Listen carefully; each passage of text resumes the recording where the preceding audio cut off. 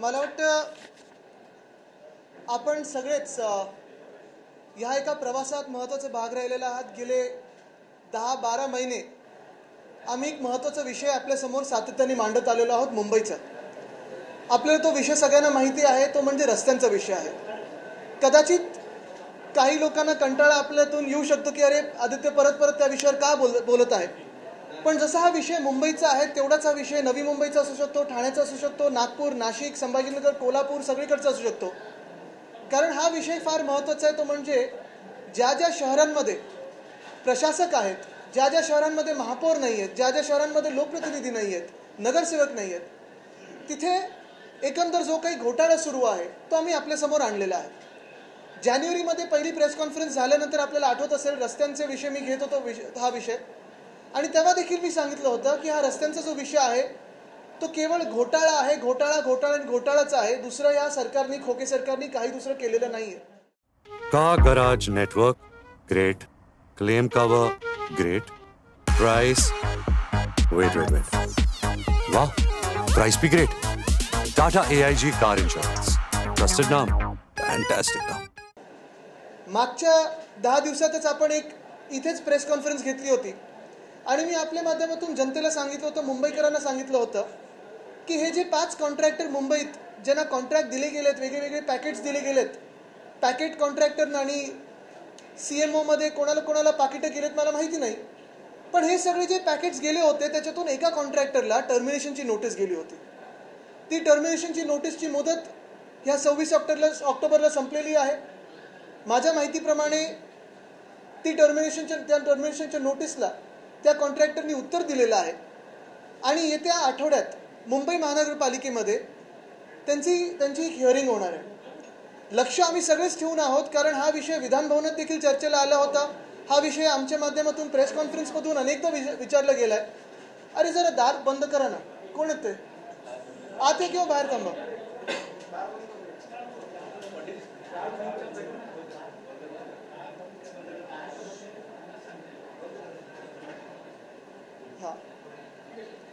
हा विषय वेगळ्या माध्यमातून उचलला होता आणि साधारणपणे आपल्याला आठवत असेल ही टर्मिनेशनची नोटीस संपल्यानंतर आम्ही देखील सांगितलं होतं की आता चौकशीत आणि हिअरिंगमध्ये काय नक्की होणार आहे त्याच्यावर आमचं लक्ष आहे.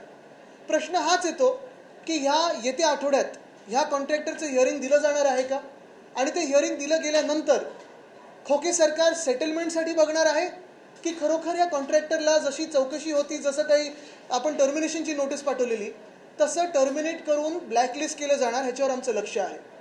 जसं हा विषय एक आहे ह्या एका कॉन्ट्रॅक्टरचा, तसं दुसऱ्या कॉन्ट्रॅक्टरचा विषय हाच आहे की साधारणपणे 1000 कोटीची कामं मुंबईच्या ईस्टर्न सबअबमध्ये ज्या कॉन्ट्रॅक्टरला दिलेली आहेत त्या कॉन्ट्रॅक्टरचा एक आत्ता काम जे चाललेलं पूल पडलेला आहे चिपळूणमध्ये, त्या पुलाची नक्की काय पुढे चौकशी झाली, काही रिपोर्ट आलेला आहे का, त्या कॉन्ट्रॅक्टरवर काही कारवाई होणार आहे का त्या पूल पडल्यासाठी, आणि जर तिथे कारवाई होणार असेल तर मुंबईतल्या कामाबद्दल काय, हा देखील प्रश्न आमच्या मनात उपस्थित झालेला आहे. एकंदर आज तारीख काय हो मला सांगा? 28, म्हणजे ऑक्टोबरचा पूर्ण महिना गेलेला आहे, बरोबर आहे. फेअर सीझन, आपण वर्षानुवर्ष मुंबईमध्ये जे रिपोर्टिंग करत आलेलं आहात, मुंबई महानगरपालिकेचं रिपोर्टिंग करत आलेलं आहात, साधारणपणे मुंबईत रस्त्याची कामं जी होतात किंवा कुठचीही कामं महत्त्वाची होतात ती 1 ऑक्टोबर ते 31 मे हा फेअर सीझन आपण पकडतो.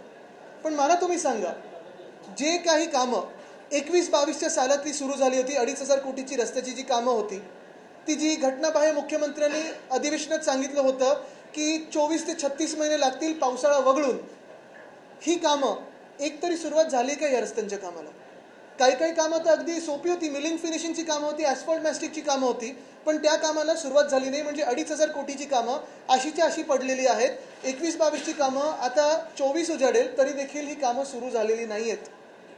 माझ्या ऐकण्यात असं आलेलं आहे की खोके सरकारकडून एक वेगळ्या प्रकारचा दबाव आहे ट्रॅफिक पोलीसच्या यंत्रणेवर की तुम्ही पोलिसांच्या NOC देऊच नका, म्हणजे सांगता येईल की ट्रॅफिक पोलीसच्या NOC मिळाला नाहीत म्हणून ही कामं सुरू झाली नाहीत. कारण ह्यांना हे दाखवायचं आहे की डांबरीकरणची जी कामं आहेत, रिपेअरची जी कामं आहेत, ॲस्फॉल्ट मॅस्टिकची जी कामं आहेत, मिलिंग फिनिशिंगची जी कामं आहेत, ही कामं सगळी आता रखडलेली आहेत आणि आता कॉन्क्रिटीकरणच्याच कामाला आम्ही जोर देतो. पण ते तरी करा. जी तसं मी सांगितलं 2,500 कोटीची जी कामं आहेत ती रखडलेली आहेत. दुसऱ्या बाजूला जी मागच्या वर्षी म्हणजे ह्या जानेवारीपासून 6,500 कोटीची जी कामं आहेत नारळ फोडलेला, मोठा गाजावाजा केलेला, होर्डिंग्स लावलेले, ॲड्स दाखवले, बॅनर्स लावले, हे सगळं करून मी जे प्रत्येक महिन्यात आपल्याला सांगत आलो की हा घोटाळा आहे, ही 6,000 कोटीची कामं, त्याच्यात 625 कोटी ॲडव्हान्स मोबिलायझेशनचे आमच्या प्रेस कॉन्फरन्सनंतर अडवून धरले त्यांनी, आणि योग्यपणे अडवून धरले. जे 450 कोटी होते एस्टिमेट वाढवून त्यांनी दाखवले होते, 8% त्यांना जो फायदा होत होता तो आम्ही बोलल्यानंतर तो अडवायला लागला. म्हणजे साधारणपणे 1,000 कोटी मुंबईचे आम्ही तिथेच वाचवले. पण आज परिस्थिती अशी झालेली आहे की ह्या खोके सरकारमध्ये नुसतं कॉन्ट्रॅक्टर्सचे लाड चाललेले आहेत, पण कामं कुठेही होत नाहीत. मला वाटतं एका नेत्यांचं काही वर्षापूर्वी स्टेटमेंट होतं, सगळी कामं पेपरवर आहेत, जमिनीवर काही नाही. तशीच परिस्थिती आज उद्भवलेली आहे की आज जवळपास मुंबईमध्ये 8,500 कोटीची कामं रस्त्याची, छोट्या गल्ल्या असतील, मोठे रोड्स असतील, ही कामं अशीच्या अशी पडलेली आहेत. एक सुद्धा काम, आज ऑक्टोबर संपत आलेला आहे, कामाला सुरुवात झालेली नाही आहे. ट्रॅफिकच्या अजून परवानग्या मिळालेल्या नाहीत किंवा घेतल्या गेल्या नाहीत किंवा असं सांगितलं गेलं की देऊ नका. बाकीचे जे 42 यंत्रणा असतात त्याच्यातून अजून कोऑर्डिनेशन सुरू झालं की नाही मला माहीत नाही. जर असंच ऑक्टोबर निघून गेला, नोव्हेंबर आता येईल, नोव्हेंबर निघून जाईल, मग परत 31 मेपर्यंत कुठची कामं पूर्ण होणार आहेत आपल्या मुंबईमध्ये.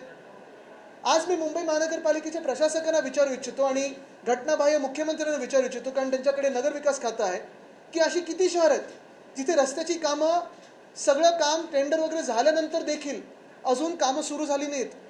आणि पुन्हा एकदा विचारतो मी, म्हणजे कालच्या ट्विटसारखं नाही आहे, पुन्हा नाही, मी परत एकदा विचारतो की ही कामं सुरुवात कधी होणार, आणि ही कामं जर सुरुवात झाली ह्या कामांना तर मग प्रदूषणाचं काय. कारण आज आपण पाहताय जे मुंबईत प्रदूषण होत आहे ते इतर कुठच्याही कारणामुळे नाही, पण धुळीमुळे होत आहे. जे मार्चची गाईडलाईन होती प्रशासकांची, तशीच गाईडलाईन काल परवाकडे यांनी काढलेली आहे, डिट्टो सेम टू सेम काढलेली आहे. मग मार्चमध्ये आणि आत्ताच्या गाईडलाईनमध्ये नक्की फरक तरी काय आहे, अंतर तरी काय आहे, आणि काय बदललं. एका बाजूला आपण बघतोय बिल्डर कॉन्ट्रॅक्टरचं सरकार आहे, बिल्डर कॉन्ट्रॅक्टरचंच ऐकलं जातं, पण दुसऱ्या बाजूला हे जे सगळे आपण पाहतोय की जिथे जिथे कन्स्ट्रक्शन साईट असेल, जिथे जिथे सरकारी कन्स्ट्रक्शन साईट असेल, म्हणजे कुठे काही बिल्डिंग बनत असेल, कुठे फ्लायओव्हर होत असेल, कुठे मेट्रोचं काम होत असेल, तिथून जी धूळ येत आहे त्याच्यावर काही निर्बंध आणण्यासाठी, ते आटोक्यात आणण्यासाठी काही आपण प्रयत्न करत आहोत का. की गाईडलाईन नुसतं पेपरवर आणि गाईडलाईन नुसतं हवेत, पण प्रदूषण पण हवेत. हे असं आता मुंबईत झालेलं आहे. आणि मुळात मुंबईत, ज्या मुंबईमध्ये 24 वॉर्ड्समधून अजूनही 15 वॉर्ड्समध्ये वॉर्ड ऑफिसर नाही. मी ऐकलं परीक्षा झालेली आहे, रिझल्ट आलेले आहेत, पण पोस्टिंगसाठी खोके मागितले जातात. अशी ह्या मुंबईची परिस्थिती करून ठेवलेली आहे.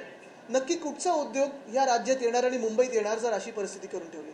एका बाजूला आपण पाहतोय 8,500 कोटीची रस्त्याची कामं अडलेली आहेत, दुसऱ्या बाजूला 15 वॉर्ड ऑफिसर नाहीत, कचरा उचलला जात नाहीये, आणि प्रदूषण वाढत असताना नुसतं गाईडलाईन म्हणून म्युन्सिपल कमिशनर काही ते काढत असतात. पण हे सगळे जे गाईडलाईन मार्चमध्ये काढले किंवा आत्ता काढले, ह्या गाईडलाईनला न पाळणारे लोक किती आहेत, त्याच्यावर काही कारवाई झाली का, स्टॉपवर्क दिलंय का, काही पेनल्टी लावली आहे का, कुठेच काही कोणाकडे काही आता पत्ता नाही. पण नुसतं आरोप करायचे आणि मग काहीतरी गाईडलाईन्स काढायची, हे घाणेरडं राजकारण, प्रदूषित राजकारण आज आपल्या राज्यात झालेलं आहे. म्हणून आज मी पुन्हा एकदा आपल्या माध्यमातून जनतेला हेच सांगणार आहे की ह्या 8,500 कोटीचे जे काही घोळ आणि घोटाळा यांनी करून ठेवलेला आहे, आमचं सरकार लवकरच येणार आहे. आणि सरकार आपल्या आशीर्वादानंतर आल्यानंतर ह्या सरकारमधून ज्यांनी ज्यांनी घोटाळा केलेला आहे त्यांच्यावर आम्ही कडक कारवाई करणार, म्हणजे करणार. ज्यांना जेलमध्ये टाकायचं त्यांना टाकणारच. कारण आमची मुंबई लुटलेली, आमचा महाराष्ट्र लुटलेला आम्हाला कोणी चालणार नाही, त्यांना जेलमध्ये आम्ही टाकणारच. आणि जे काही ह्यांनी आता सगळ्या राज्याचं आपण पाहतोय एकदम घाणेरडं प्रदूषित राजकारण करून ठेवलेलं आहे, ते सुधारण्यासाठी आम्ही पुढे आलेलो. आज आपल्या माध्यमातून पुन्हा एकदा पुढच्या आठवड्यात, येत्या आठवड्यात ह्या हिअरिंगवर जे काही होणार आहे त्याच्यावर आमचं लक्ष आहे. सेटलमेंट होणार की ब्लॅकलिस्टिंग होणार, हाच मोठा प्रश्न उपस्थित झालेला आहे.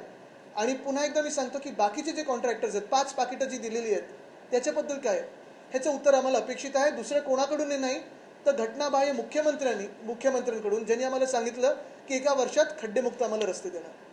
मुंबई महापालिकेचे जे प्रोजेक्ट सुरू आहेत, जे मला असू दे किंवा आता दहिसर विरारचा जो कॉरिडॉर आहे तो आम्हीच सुरू केलेला आहे, तर ते फोटो हे लावतात. प्रोजेक्टच्या प्राइस एस्केलेशन जे आहे ते वाढताना दिसून येत आहेत, कारण त्यामागचं कारण जे आहे ते तुम्ही सांगितलं नाही. जर आपण पाहिलं तर एकंदर रस्त्यांचं घोळ MSRDCचं असो, MMRDC असो किंवा BMCचं असो, सगळीकडे आता तेच झालं, प्राइस एस्केलेशन चाललेलं आहे. आणि मुंबई महानगरपालिकेत आम्ही सतत हे सांगत असल्यामुळे कुठे ना कुठेतरी हे आटोक्यात आलेलं आहे. पण जे खिशे भरायचे चाललेले आहेत ते अजूनही सुरू आहे.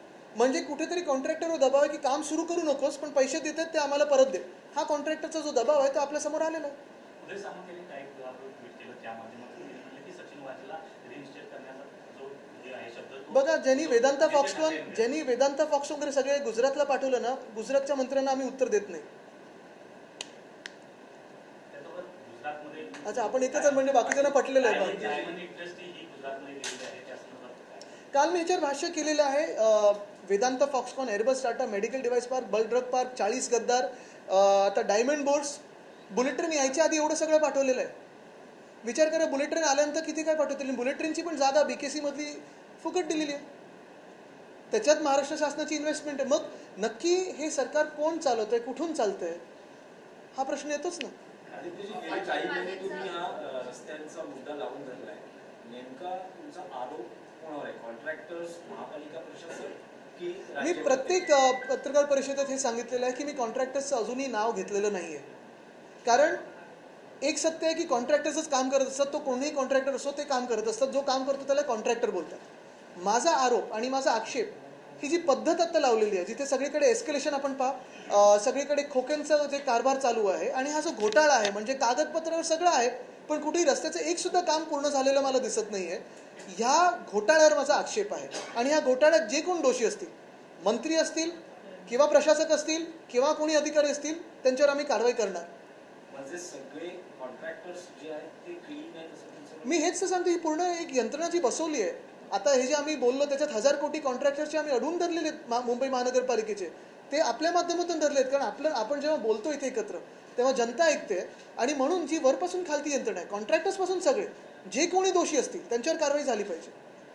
18 ते 19 वयोगटातील तरुण मतदार आहेत. 93% असे तरुण मतदार आहेत ज्यांनी रजिस्टरच केलं नाही. याचं कारण सध्याची राजकीय परिस्थिती असू शकते का? मला वाटतं ते असू शकतं. पण एक आहे नक्की की मतदार जिथे जिथे आपण पाहताय भ्रष्ट सरकार आहेत, तिथे त्या भ्रष्ट सरकारांना पाडून नवीन चांगली सरकार आणतात. कर्नाटकमध्ये आपण पाहिलं, मध्य प्रदेशमध्ये असं होणार आहे आणि आपण पाहताय महाराष्ट्रात देखील होणार आहे. जिथे जिथे खोक्यांचं सरकार, जिथे जिथे भ्रष्ट राजकारण चालू आहे, प्रदूषित राजकारण चालू आहे, तिथे असं होणार, बदल होणार.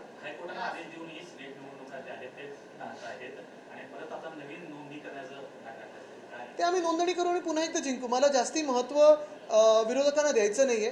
पण एक निश्चित हे सरकार घाबरट आहे हे कळलेलं, डरपोक सरकार आहे.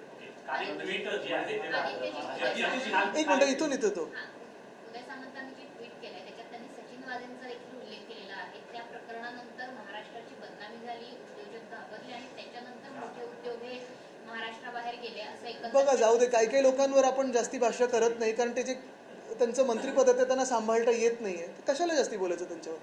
महाराष्ट्राच्या वतीनं मी परत येईनचं एक ट्विट केलं होतं, नंतर मी डिलीट केलं. परंतु एक संभ्रमाचं वातावरण. मुख्यमंत्री कुठे होते तेव्हा? मुंबईत होते की दिल्लीत होते?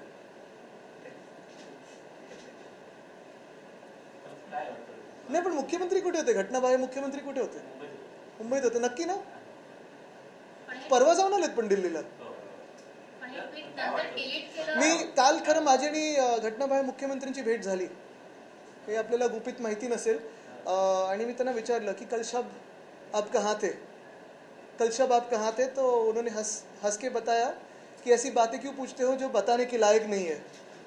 पहले शर्माए फिर हंस के बोले. नाही तर तुम्ही हेडलाईन चालवाल की कोणतरी हुडीमध्ये गेलं. पण मुख्य गोष्ट अशी आहे, आता अर्थात कालचं जे ट्विट आहे त्याच्यावर पण आपण प्रश्न विचारू शकाल. अनेक लोक काय काय काय काय बोलत असतात त्याच्यावर प्रश्न विचारू शकाल. पण एक नक्की मी इथे मान्य करीन की ही ताकद जी आहे ही जनतेची ताकद आहे, आपली प्रेसची ताकद आहे की आपल्या माध्यमातून हा रस्त्याचा जो विषय घेतला आम्ही. मग स्ट्रीट फर्निचरचा विषय असेल तो पण आता बघा चौकशीमध्ये आहे. चौकशी असून पुढे काय झालं हे कळलं नाही. पण पैसे अडलेले आहेत. घोटाळा तिथे आपण काही ना काही थोडंफार रोखू शकलेलं. पण त्या घोटाळ्याची आम्ही चौकशी करणार. स्ट्रीट फर्निचरवर आमचं लक्ष आहे. सॅनिटरी पॅड वेंडिंग मशीनच्या घोटाळ्यावर आमचं लक्ष आहे. आणि हे रस्त्यांचे जे घोटाळे आहेत ते आम्ही जनतेसमोर आपल्या माध्यमातून आणले. मी खास आपले आभार मानेन की आपण जेव्हा हे दाखवता तेव्हा ह्या घोटाळेबाज सरकारला, खोके सरकारला हे मान्य करायला लागलं की कुठे ना कुठेतरी गडबड आहे. त्यांना 600 कोटी जे ॲडव्हान्स मोबिलायझेशनचे होते ते थांबवावे लागले. त्यांना 400 कोटी जे चुकीचे एस्टिमेट दाखवलेले ते थांबवायला लागले. त्यांना ह्या सगळ्या रस्त्यांच्या ह्याच्यावर चौकशी लावायला लागली आणि एकाला टर्मिनेशन नोटीस द्यायला लागली. इथपर्यंत आपण आता पोहोचलेलो आहोत. म्हणजे हा घोटाळा मान्य केलेला आहे त्यांनी. पुढचं पाऊल हेच असेल किंवा जेव्हा आमचं सरकार बसेल तेव्हा आम्ही यांच्यावर कारवाई करणार. आदित्यजी, पण तुम्हाला असं वाटतं ना की ज्या पद्धतीने सुप्रीम कोर्टामध्ये सुनावणी सुरू आणि ताशेरे ओढले जाते, नजीकच्या काळात राज्यात नेतृत्व बदल शक्यता वाटते? निवडणूक तर लावा, त्याच्यात तर मग पूर्ण सरकार बदलेल. पण एक आहे, नक्की आहे की हे सगळं जे भ्रष्ट सरकार आहे ह्याच्यात भाजपला आनंद मिळत आहे का काही? ह्याच्यात भाजपला काही आनंद वाटत आहे का की एवढं भ्रष्ट सरकार, ज्यांच्यावर चौकशा लागल्या, ज्यांच्यावर भाजपनीच आरोप केले, जे भाजपचे कार्यकर्ते कदाचित त्यावेळी लढले असतील आमच्यासोबत ह्या भ्रष्ट लोकांच्या विरोधात, ते आज त्यांच्यासोबत बसलेले आहेत. आज बघा ना, रस्त्यांचा घोटाळा आहे, आणि रस्त्याचा घोटाळा असो, स्ट्रीट फर्निचरचा घोटाळा असो, जेव्हा मी सातत्याने विषय लावून धरलेला आहे, जेव्हा त्यांना वाटतं की अधूनमधून काहीतरी नवीन होईल, तेव्हा भाजपचं कोणतरी आमदार किंवा कोणतरी मध्ये पत्र टाकताना सांगतं बघा आम्ही पण विषय घेतला, चला एकत्र आपण दाखवूया सगळे भ्रष्ट कारभार कसा मुक्त करायचा असतो महाराष्ट्रातून. पण ते जे कोणी लोकप्रतिनिधी पत्र लिहित असतील, मी त्यांना हेच सांगेन की मी जसं सातत्याने विषय हा धरलेला आहे तसं आपण पण ह्या पुढे बोला, आणि कोण भ्रष्ट आहे आपल्याला माहिती आहे बोला. मी जसं सांगतोय की हे भ्रष्ट कारभार कोण करते बोला. हिंदी में जानना चाहेंगे मुंबई के जो रस्ते हैं उनके बारे में बता रहे हैं कि स्कैम हुआ है, क्या कहना है? बिल्कुल, आप ही के माध्यम से पिछले 10 महीनों में हमने रास्तों का विषय लिया है. आपने देखा होगा जो हमारे इलीगल सीएम है, जो खोखे सरकार के सीएम है, वो हर बार कहते हैं कि इसमें कोई घोटाला नहीं, लेकिन मैं हर बार कहते आया हूँ कि ये स्कैम है. और इसी वक्त आज जैसे हम बात कर रहे हैं, एक कॉन्ट्रैक्टर को, जो साउथ मुंबई के कॉन्ट्रैक्टर है, उनको एक टर्मिनेशन नोटिस दी हुई थी.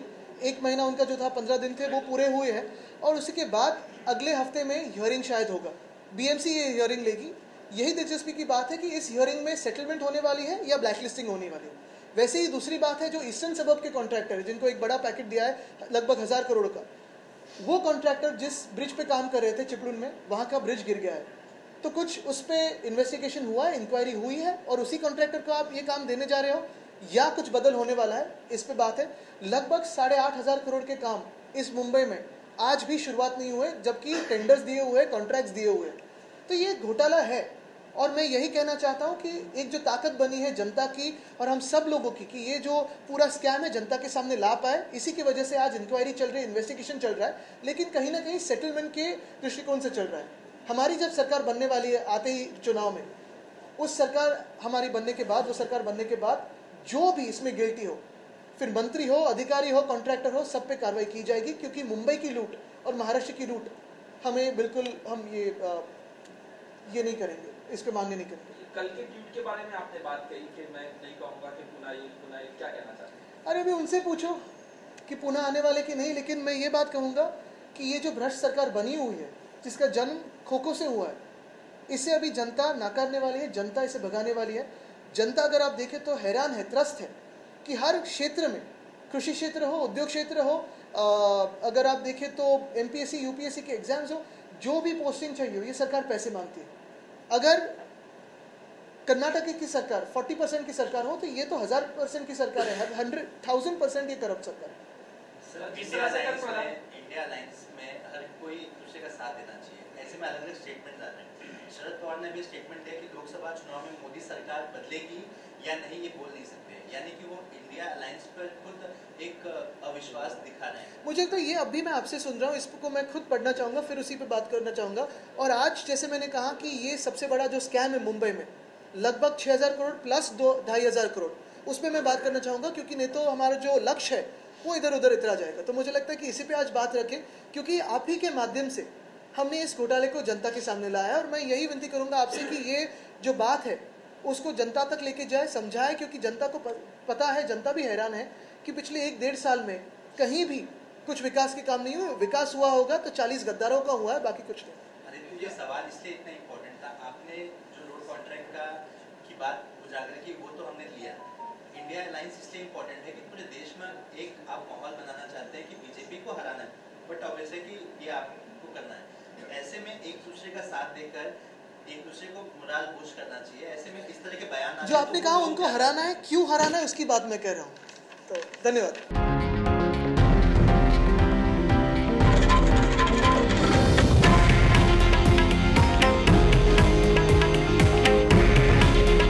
हे आहे देशातील नंबर 1 न्यूज नेटवर्क आणि आपण पाहत आहात TV9 मराठी.